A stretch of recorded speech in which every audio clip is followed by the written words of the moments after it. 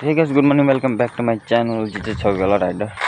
તો finally check this out, આપણો Mike બી આવી ગયેલો છે એન્ડ આપણે નીકળે તમને બતાવું કે ગાડીમાં પ્રોબ્લેમ શું છે, હજુ બધા બનાવવાની બાકી છે.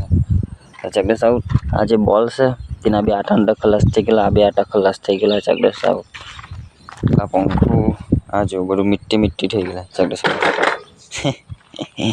આ સીટનું કવર નાખવાનું છે એટલે માથી વરસાદમાં જવાય ગાડી પણ.